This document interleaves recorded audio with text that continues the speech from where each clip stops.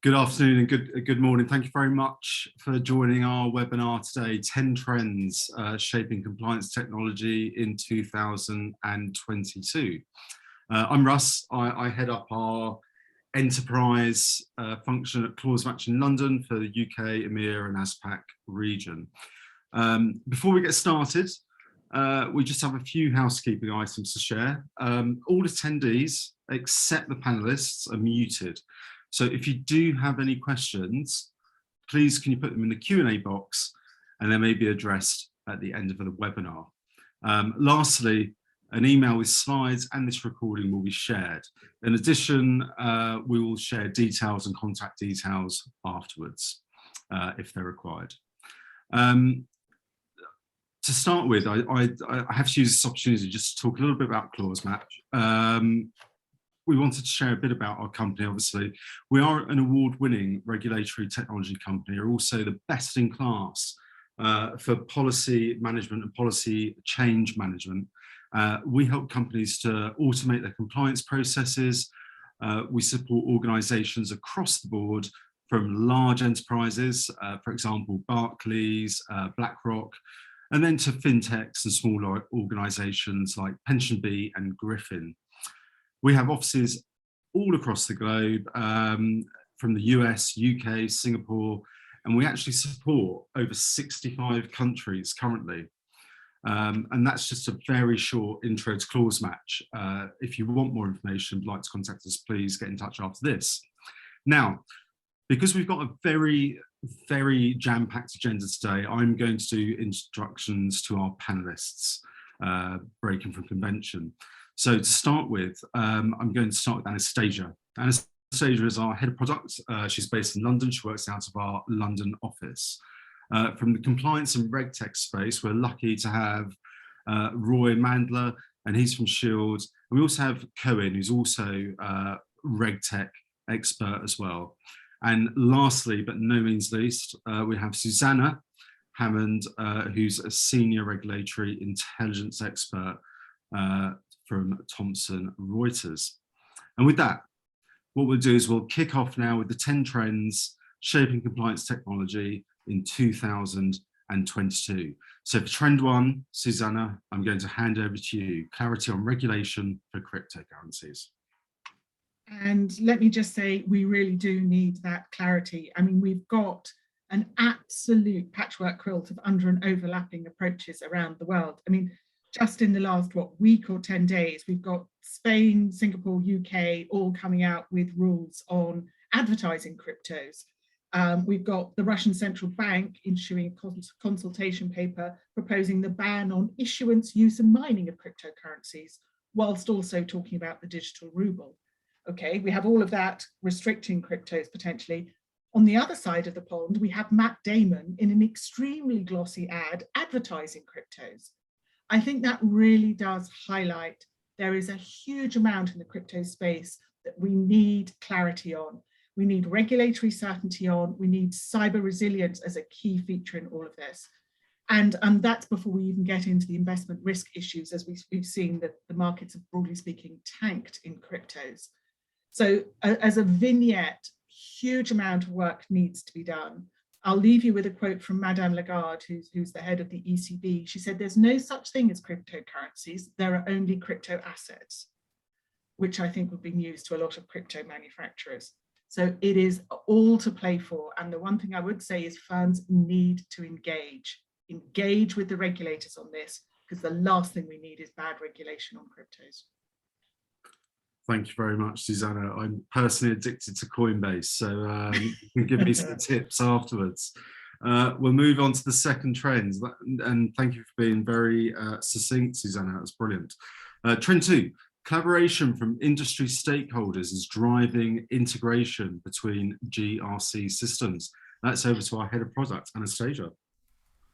And I can actually build on what Susanna has just mentioned, the collaboration just to harmonize and standardize or agree on some of the common principles and how we work together is a crucial component. I don't think it's new. It's maybe not the trend for 20. I think it's just something that we all have to once again realize that is a big component for any collaboration.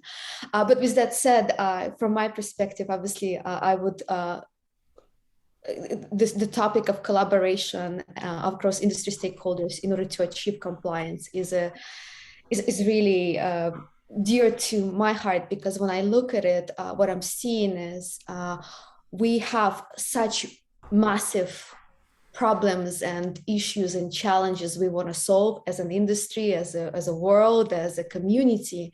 And regardless how big the solutions are or small the solutions are, nobody is doing the end-to-end, and we cannot do it in silos. So I am seeing that even from a point of various stakeholders across the industry, be it regulators, service providers, technology providers, as well as the solution providers, everybody is recognizing that we all need to work together to really start addressing those issues holistically.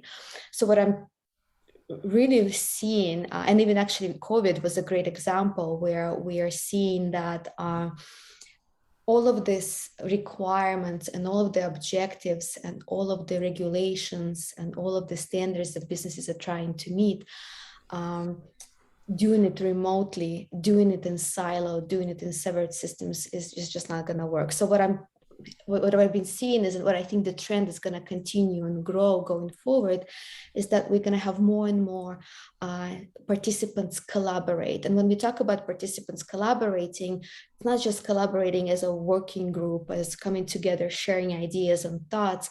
We're going to start connecting our solutions, our data sets, and our processes all together to centralize it, to harmonize it, to bring it together. And I see it already. It's driven by the banks in the financial services industry, but it's also driven by the regulators themselves as well. They're pushing for that tighter collaboration and sharing of knowledge, sharing of data. And this will continue to be a big way of addressing those challenges that we have. Brilliant. Thank you very much, Anastasia. So we're doing okay for time, actually. This is brilliant. We're on to trend 3. So I'm going to go to Cohen. We're going to talk about environmental, social, and governance. So more organizations will adopt regulatory technology to meet their ESG obligations. Over to you, Cohen, sir. Oh yeah, thank you very much. And I'm very pleased to be here. And it's good also to see some familiar faces in this panel. And I can only agree with Anastasia that collaboration is key. And it is specifically the fact that you mentioned that it's about collaboration, but also with the regulator.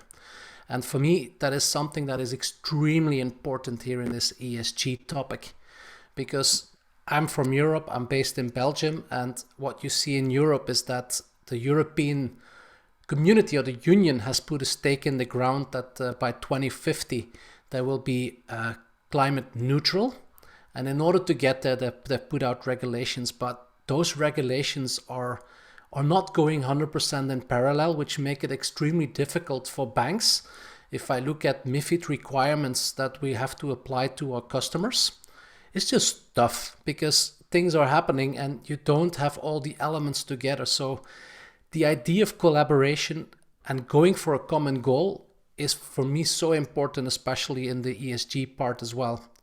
And another part where I think collaboration would be possible is I hope we're not going to get in a situation where some labeling will be just a labeling for labeling. What I mean by that is since we're talking green, I actually try to be vegan most of my time. But if I look at what are the bio products in the market, I mean, they become labels on themselves.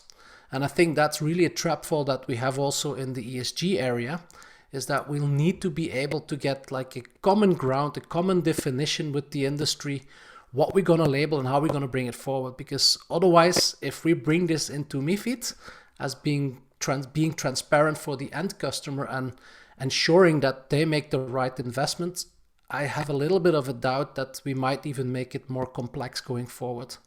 So yes, 2022 will definitely be the year of ESG, 100%.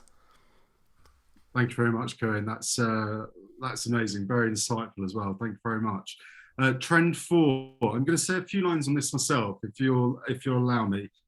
If you have any questions, which I really urge to have questions on Trend 4, hopefully we can address them at the end where our panelists can also dive in. So Trend 4 is the implementation of InfoSec beyond the organisation. So what we've realised is there's been a notable rise in sanctions and fines imposed by regulators on companies who show deficiency in their processes. And we've got some fairly stark examples. So in July 2021, the SEC settled with Pearson, who agreed to pay $1 million in response to changes of misleading investors in 2018.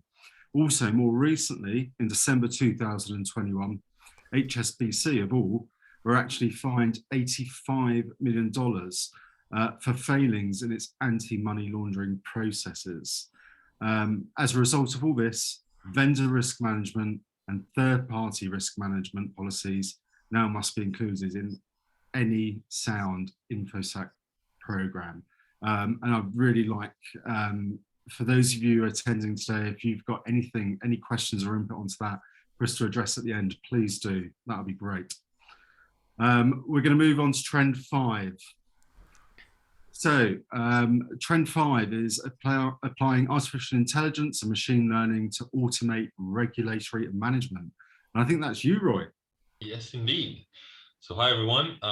So AI has been around for quite some time. It used to be called statistics or algorithms back in maybe 10 or 15 years. But I think that only recently we are really seeing AI or machine learning transform from a sort of a buzzword status into a real application.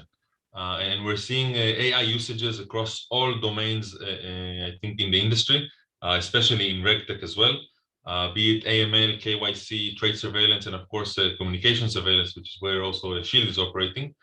And I think that, in my opinion, one of the main challenges in the field of AI is always, and it always has been and always will be, is the data itself.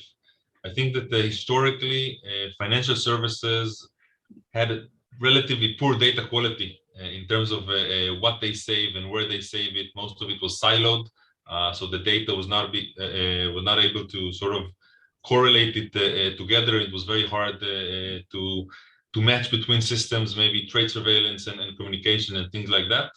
But I think that recently we're seeing a shift in the understanding and also in the acting to bring really more mature data sets and more powerful data sets into the mix.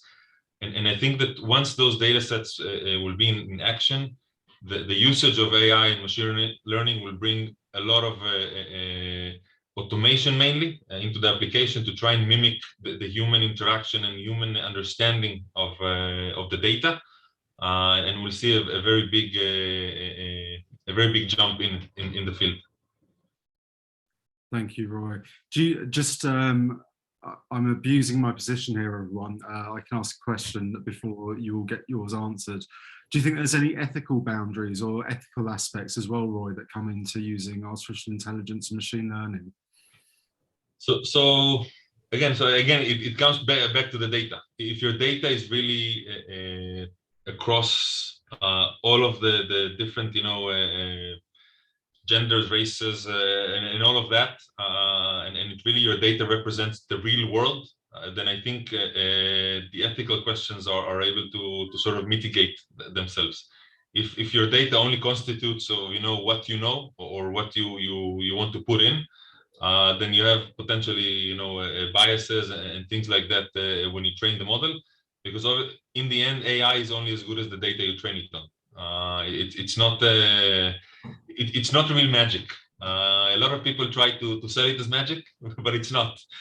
There's real math behind it, and eventually, if you are able to bring in the data, and I think that's the real challenge to I think almost any organization today, is to really understand which data they have, and which data to bring in, and what data to sort of correlate with from different data sets as your training set for AI.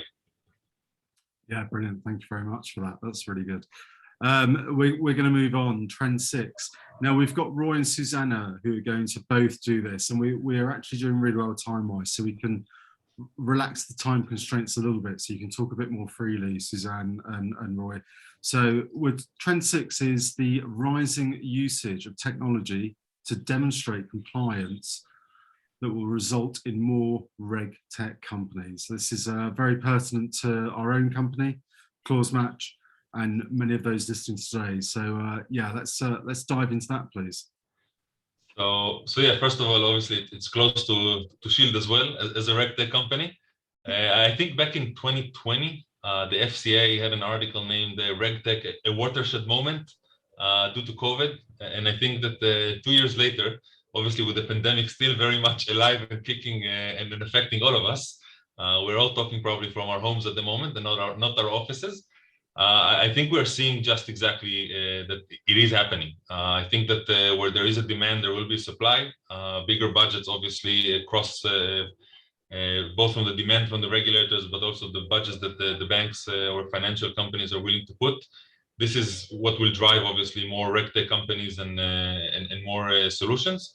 And I think that also from the Shield perspective, when we started out, there was mainly maybe a handful of competitors that we saw in the space, and recently we're seeing much more companies pop up, each coming with a different angle to the market. But I think that ultimately the collaboration, going back to what Anastasia said, I think also the collaboration between the different solutions, potentially, for example, communication compliance and policy management and things like that, I think what will give a better value to the customer than a point solution approach. I think that's where the industry will eventually be heading. Fantastic. Yeah, Susanna, yeah. over to you. Thank you. Yeah, the statistic on the second bullet there, that the third of GCIFI is planning to increase their RegTech budget. The Thomson Reuters report reference there, I think, will be in your post-event email, so you can look into this a bit more closely. But I think there's several things here. One, without RegTech, I really don't think that financial services firms would have been able to handle the pandemic as well as they did. I mean, for me, it was really proof of concept. You would not have been able to enable continuing compliance in a hybrid working environment or a home working environment, whatever you were doing, unless you had the technology, the digital transformation, RegTech, whatever, to actually help you do that. And the other piece I think that's critical in the title of the trend is demonstrate compliance. Now, I've been the head of compliance probably more times than it's good for my health, but unless you can evidence compliance consistently and robustly, it hasn't happened in the view of the regulator. So one of the key things that RegTech will do for a firm, and perhaps even the key thing, is record keeping, robust record keeping, and which means you can find the record when the regulator comes in or asks a question or whatever. And that will make, and that does make, compliance officers, chief risk officers' lives so much easier. So I think you get this virtuous circle. When firms feel comfortable relying on the technology, they get a bit more comfortable relying on more technology. And the more RegTech can do some of the heavy lifting for people, and the more that becomes normal, it becomes that virtuous circle, and more RegTech solutions will come along that do and help firms do that. And I'm going to repeat myself here. Any RegTech solution that has nailed the record keeping aspect is going to succeed. Easy peasy. Yeah. Russ, is there any room for a bit of provocative thinking as well? If I may. I actually don't agree with the trend, because you say the rising usage of technology to demonstrate compliance will result in more RegTech companies. I actually don't believe there's going to be more RegTech companies. I think what is happening is that RegTech has been maturing. It's like Susanna is saying, definitely a proof point during COVID. But at the same time, from within the RegTech industry, now it is possible to do your business and to make sales through a Zoom call. So what you see is that the good RegTech companies are really growing fast and scaling and getting that that size and form that you need in order to be trustworthy. And I think that's also a very important trend that we're going to see in this year. There's going to be maturity in the industry. So therefore, maybe not necessarily more companies, but I did like, and I was almost thinking Susanna will steal my point, because you mentioned not companies, but you mentioned solutions. And I totally agree on that. You'll see that it will go strongly across all the industries. It's something you see already. We are a financial audience, but it's going stronger than that. It's going also in other areas like healthcare, and you name them, all regulated areas. The toolings that we are bringing from the financial industry, and that's what makes me very excited. It's the first time around that, as from a financial industry, we can move out and bring it to other industries. So I'm very happy and very excited for this. So we're going to have many more solutions and a big collaboration between everybody. Yeah, thank you very much. So Susanna Cohen, so Cohen, you just see a simple expanding of what we have already. Susanna, would you like just one more quick sentence as we've gone into quite No, I have to confess, I think it's the solutions. The solutions themselves will become operating normality. And it probably will be the big RegTech companies, because if you are, say, a GCIFI, you're going to want to rely on a bigger company, not a smaller company, because you need the scale and you need the robustness of your provider. It's almost a chicken and the egg if you think about it. But technology today, in terms of the abilities and the usage of the cloud, which is becoming much more predominant, even in financial services, we're seeing a lot of move to the cloud due to COVID. It gives also the smaller companies a very good starting point in terms of infrastructure, in terms of security, and those type of things, which allows you to bring a very, very mature solution, assuming it was developed and architected from the ground up like that. But I totally agree that solutions is the way to go, and you need to bring an end-to-end solution to the market that addresses everything. Wow, we could have had a whole session on that trend, couldn't we? I'll move on for now. We might come back to it in the Q&As, but thank you for the input there. That was great. So we are now on, I believe, trend 7. Compliance teams to laser focus on obtaining only the last trusted data. And that's over to our head of product, Anastasia.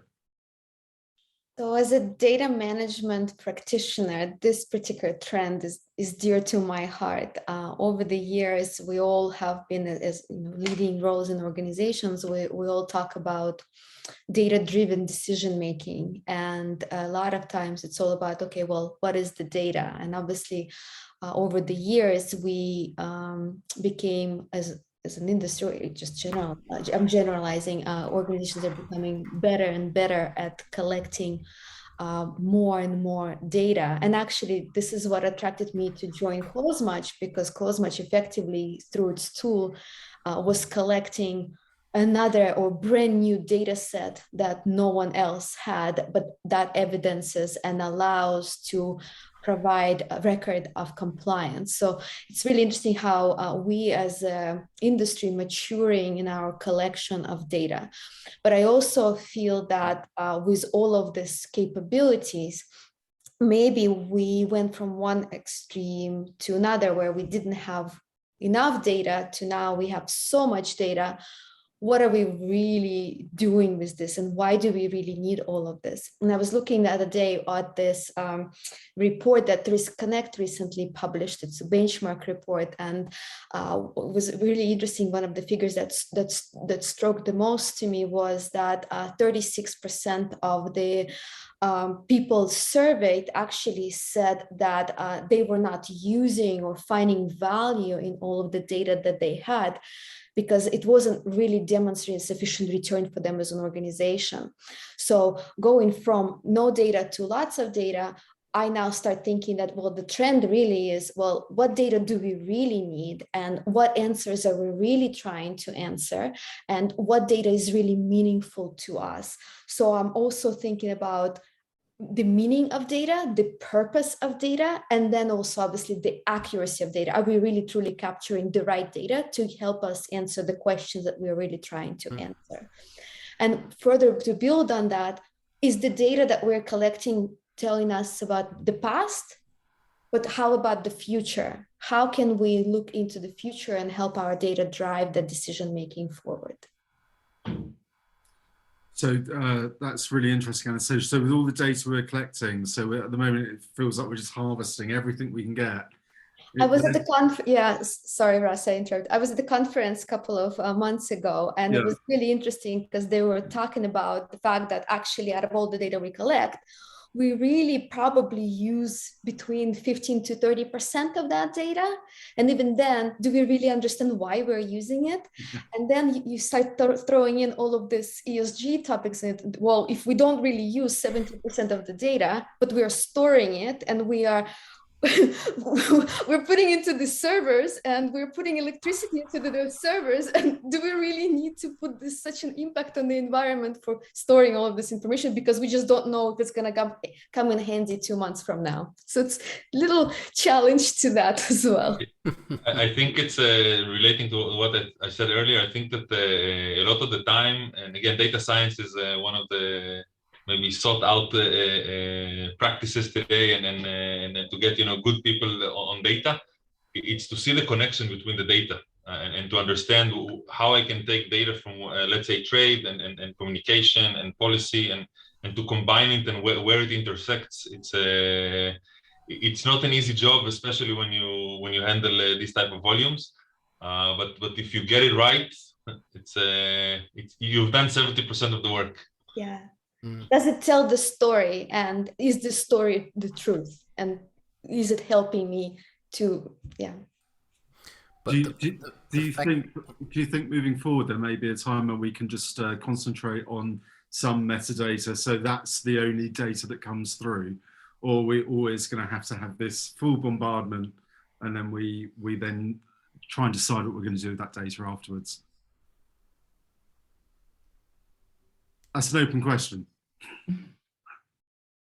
Again, I can tell you a story about a company in the not related to RegTech, that in a city or an MRI machine, that they trimmed down their raw data by 60 or 70%, because in the end what they wanted to show is a picture to the person operating the machine, and they lost so much data which held so much information. And by bringing in the proper and the right data science to look at it, they completely transformed the way that they are building those machines. So it's a simple example, but there's loads of data that you simply sometimes do not know how to tackle it. But I think you defined something interesting, Roy, by your example, because what you just said, the mission is clear. And I think that by own experience working with data scientists, they're often very mathematical people. But it's all about that collaboration in which we talked about earlier. You need to bring compliance, the real compliance people, together with the data specialist. If you then can collaborate, you can define and make some suggestions where potentially to go to and to make clarity what you want to prove with your data. And that's something very powerful. So to me, it also drills back a lot to that. How can you really collaborate together and make it purposeful? Because there is the key for me. Yeah, I badge this data governance. You have to have data governance across the whole piece. Without that, you don't know what you're missing out on almost. Yeah, thank you. I think you've answered my question between the four of you, actually. So you need to be very careful when you come to cherry picking the data, because you might miss crucial information and crucial data whilst you do that as well. Let's move on. That was interesting. Let's move on. So we're on trend 8. I'm going to try and say this. Semantic interoperability. I believe it's about how you have communications between systems and machines and computers. So the efficiency escalates when all parties collaborate effectively. So back over to you, Anastasia. Yeah, it's a nice phrase. I like it too. Like, don't ask me to pronounce it.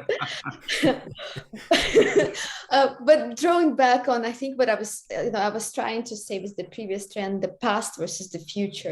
We are looking at the historic event to predict the black swan event in the future, or the risks in the future. But ultimately, going back to all the other trends as well, if we are talking about silos, but also lots of knowledge in those silos. And if we start putting it all together through collaboration, through integration, through end-to-end processes, however way we want to call it, what's really important is the synchronization of it. And I think sync is the key word in this particular trend.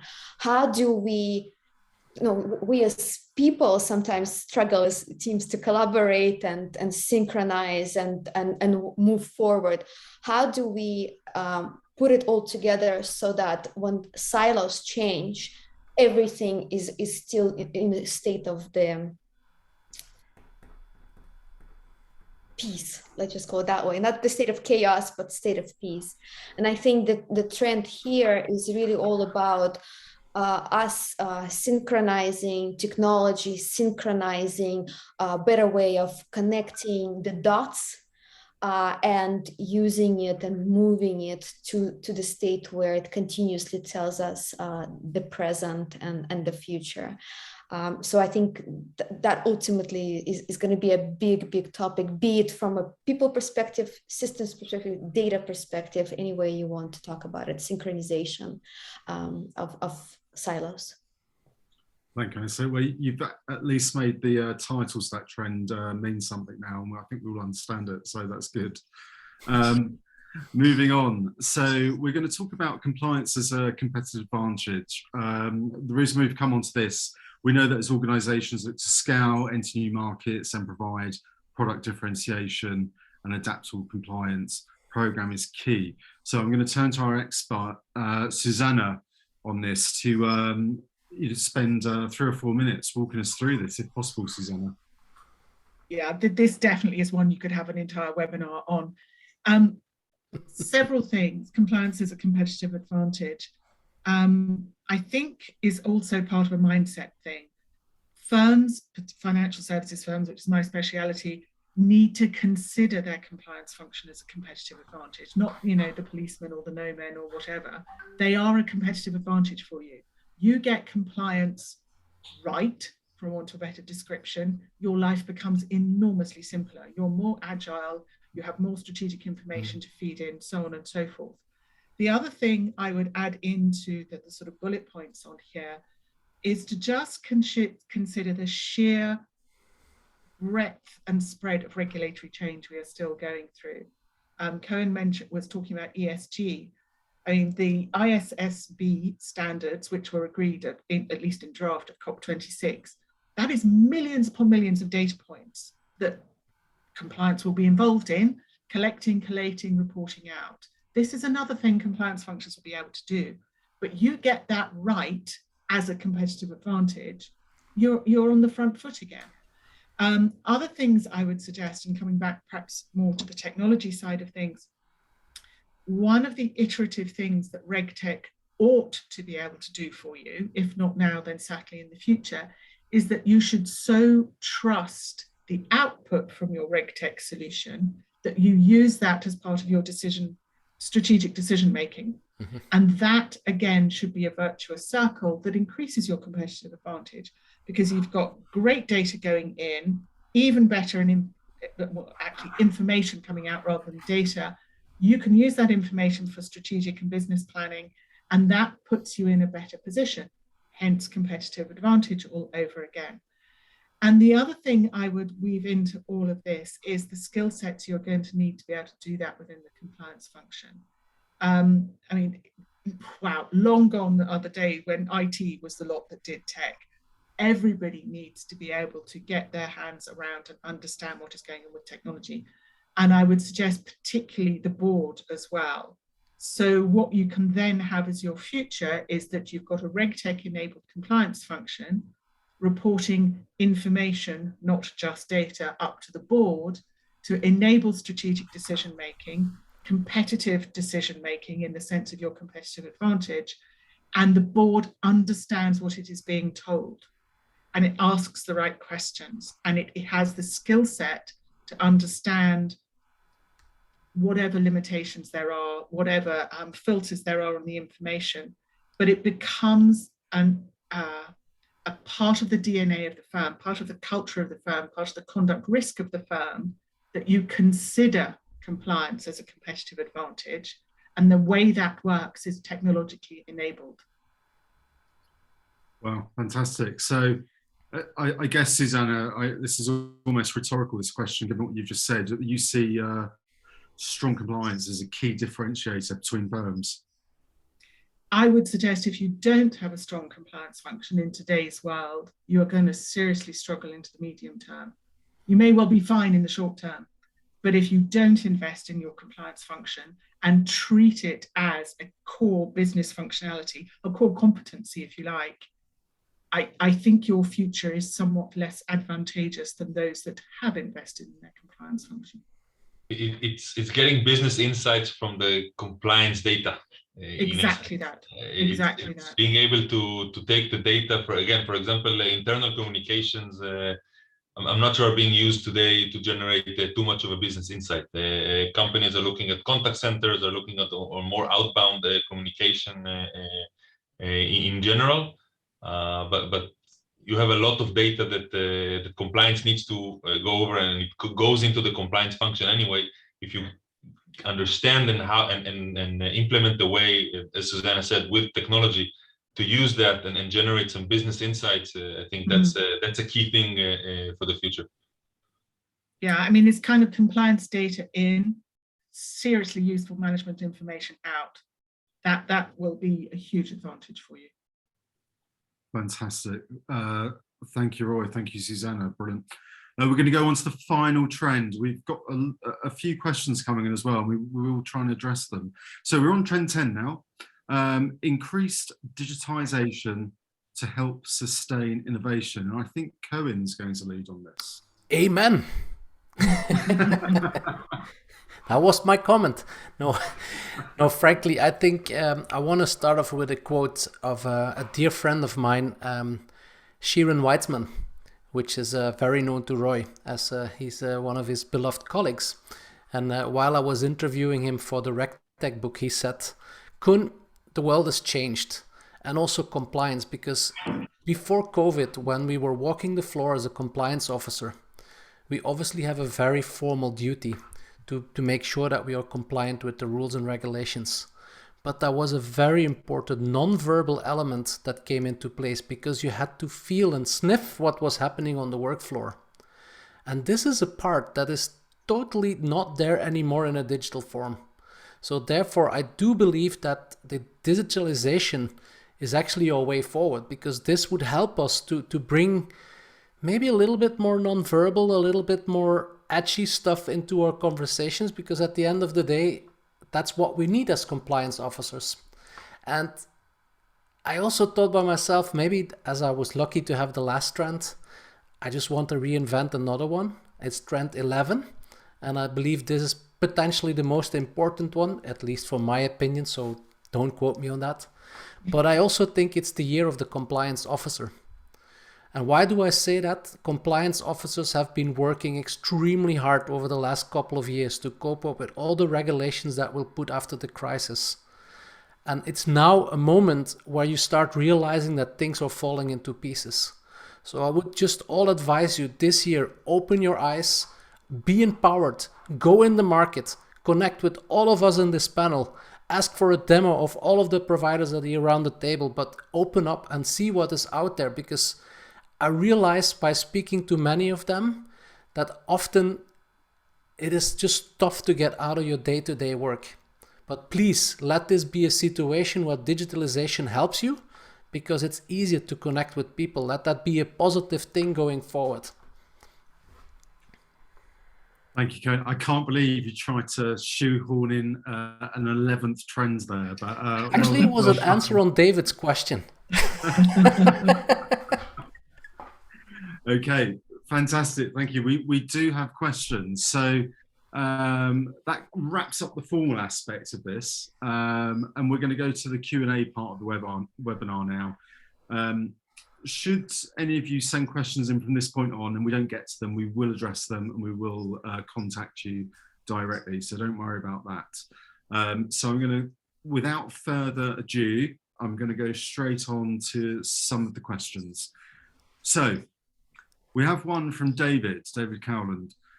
Do we think that companies have sufficient RegTech solutions in place to take out manual processes to be able to apply artificial intelligence to the end-to-end process? So, wow. I think Anastasia and Susanna could talk on that one for a long time. So up to you guys, who goes first? Shall I go first? I mean, two things I think there very much. One, the answer to that question, I would refer back to certainly what Roy has said and Anastasia. It does depend on the quality of the data. Do you have bias in your data sets? Do you know whether you have bias in your data sets? I would also suggest it very much depends on the quality of your IT infrastructure. If you are still sorting out the patchwork quilt of bolting together old databases, IT systems, or whatever, could I suggest that's where your investment needs to be first? There is no point having a world-beating RegTech solution built on really shaky foundations. You will not get value out of it, and the old adage of garbage in, garbage out would sadly come into play. So I think the answer is yes, it's absolutely something almost every firm I can think of should aspire to, but you have to have the foundations in place first. High quality data that you are comfortable is unbiased, and really robust IT infrastructure to build it on. Thank you, Susanna. Does anyone else have anything to add? Do you want to go on the artificial intelligence piece, Anastasia, or do you think Susanna's covered it? No, I was gonna just add on, like, you know, obviously from a RegTech solutions perspective, I'm finding going into organizations, still a lot of processes are done manually. There's lots of manual processes. So do we have an end-to-end? No. I think the field is very varied. I think some companies are more advanced in their approach. Some are still very much behind. But I do believe that we'll see in the next year or two a very big jump in the way companies are going into this. Agreed.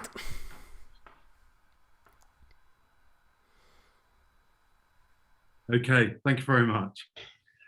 Next question. This is from Sergio. How financial institutions are organising in order to govern and manage RegTech program cross-regulated area of the bank?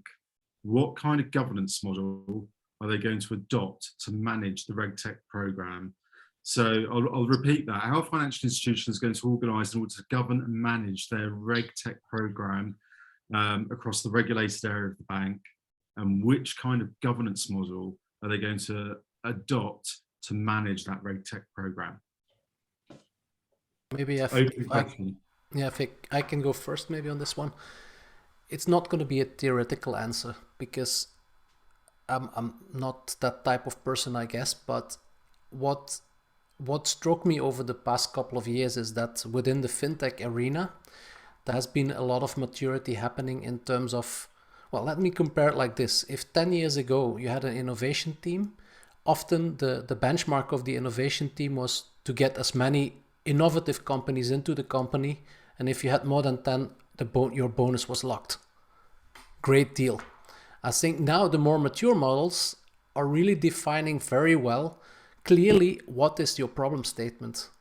And may this be a very good start also for the RegTech or the financial companies to think and to look at RegTechs.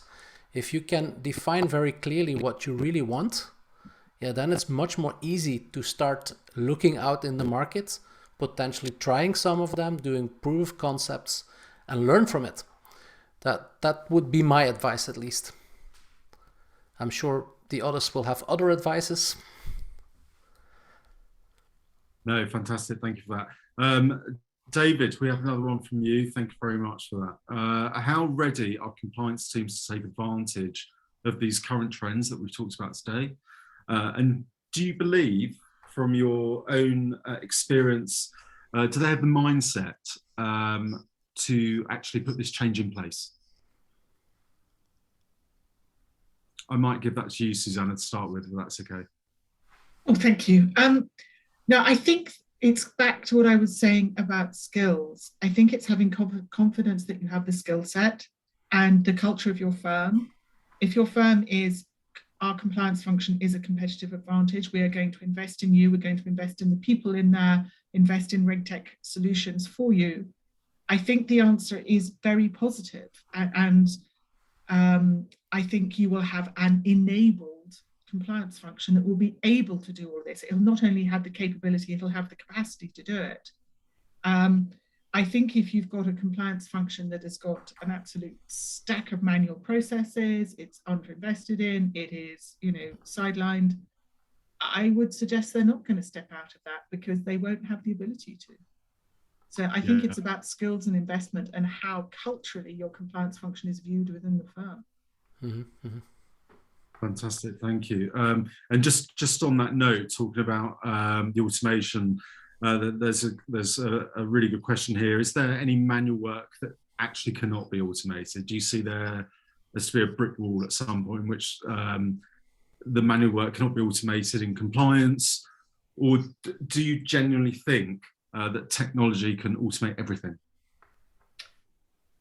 I think, for example, the last review, or you know, looking at an alert of communication or trade, in the end, somebody will need to take a decision whether it's a real thing that you need to escalate or investigate, and I think that those type of things will never be fully automated. But I think that whether you're dealing with hundreds of those a day or tens of those a day would be greatly affected by technology and bringing you the right data and pinpointing the real humans to the correct set of data.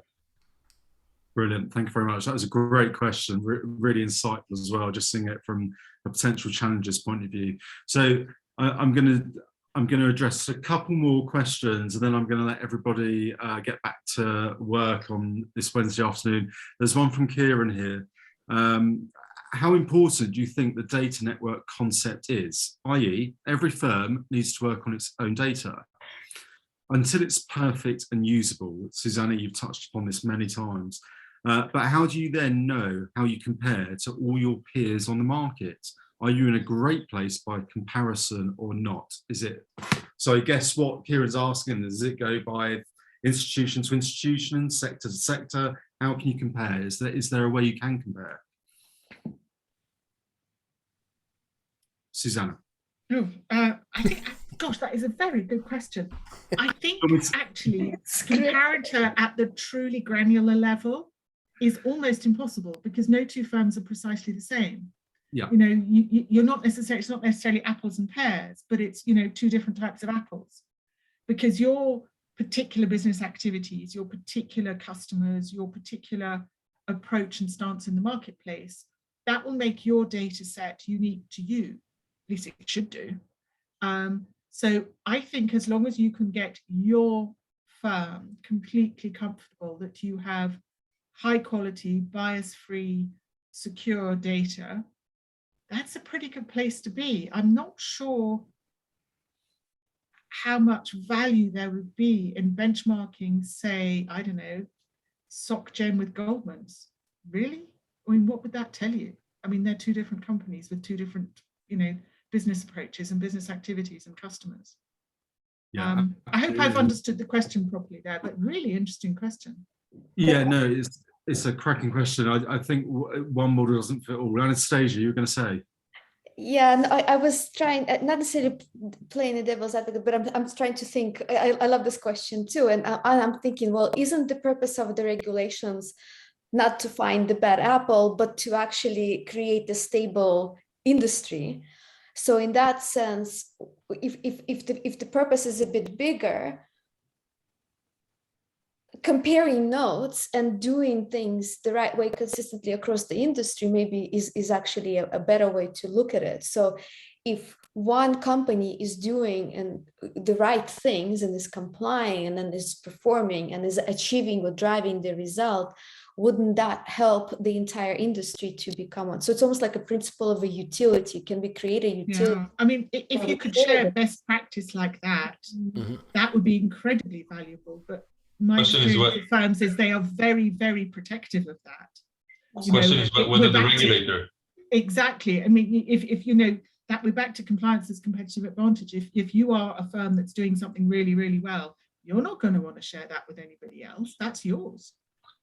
Yeah, but if the question is whether it's the regulator job and position, because obviously the regulator, you know, he reviews and he approves a lot of the regulation or a lot of the RegTech programs within a specific firm, and he can create the guidelines, you know, and seeing what good things company A is doing.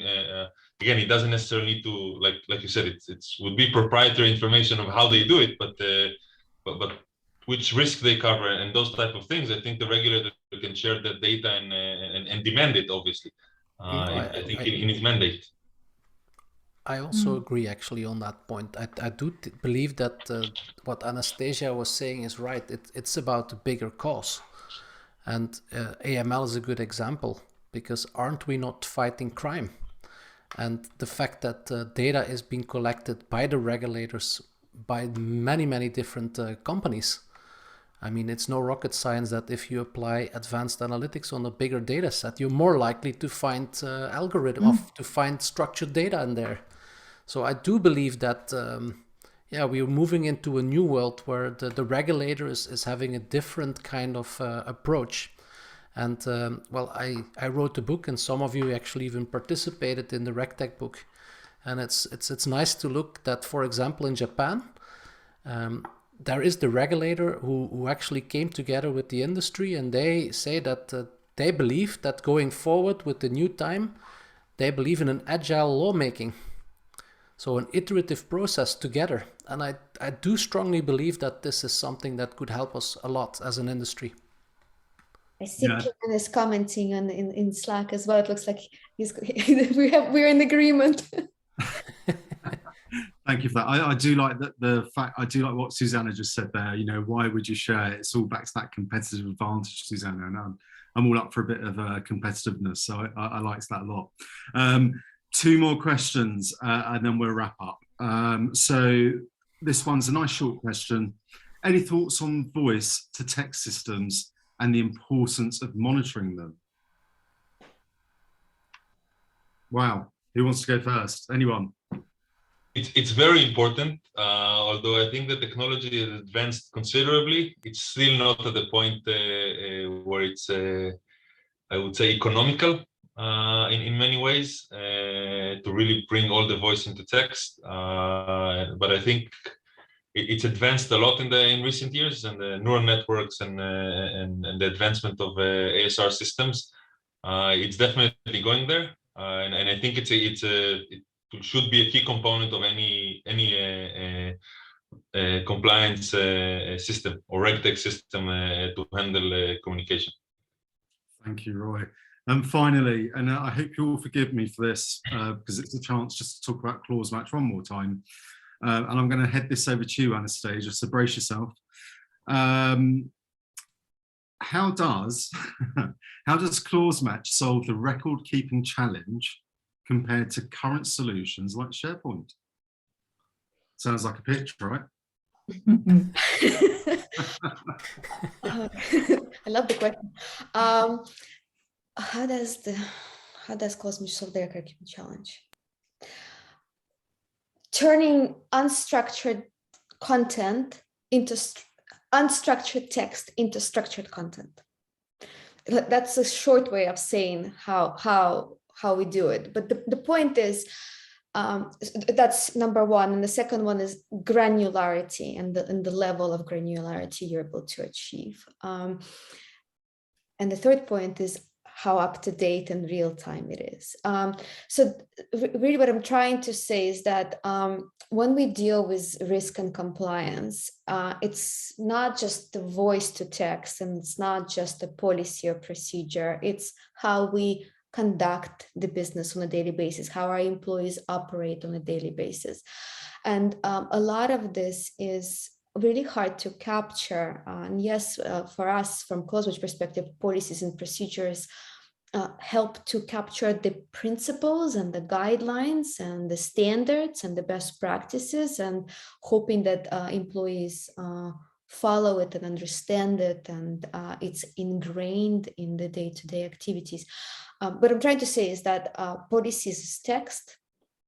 Can I break and take a clause out and say, this is the obligation or applicability of what you need to do, and this is who it's for? So isolating specific parts of that text, and then also understanding the engagement and the activity, be it questions and answers and number of times it's looked at, or what is it in relations to, so the connections and references to other pieces of information that might be residing in silos again, is really important to bring together. So can we take some of that data that is hard to really grasp because it's conduct, it's behavior, it's things, and can we break it into something more tangible like a data set? And can we also then start connecting it? That's what makes a difference. And it's not document to document. You have to go, not even paragraph to paragraph. You have to go not even close to close. And I'm just going to go really geeky right now. You're going to have to go semantic triples to semantic triples. And I'm just going to stop here. Yeah, no, absolutely, Anastasia. So essentially something like SharePoint, it's a very generic solution, isn't it, that people are using to solve very specific problems, whereas ClauseMatch has that adaptability to be very specific and pinpointed to assist in those pain points. So thank you very much. Before we conclude, we wanted to mention that we've just released an ebook on the same topic. All attendees will receive a free copy of the ebook after the webinar is over. And as a reminder, we will send over all the videos and recordings after the webinar. And with that, I'd like to say thank you. I'd really like to thank the panelists today. Thank you so much. Thank you to all of those that have attended. The questions were great. If you feel you've not had any questions answered or you'd like them answered, or in addition, if you'd like to learn more about ClauseMatch, please reach out to us. You'll have contact details when we send the slide deck and the video as well. And with that, I wish everyone a really good end to the week and a fantastic weekend and a healthy and successful 2022. Thank you very much. Thank you, everybody. Thanks. Goodbye. Thank you very much. Bye-bye.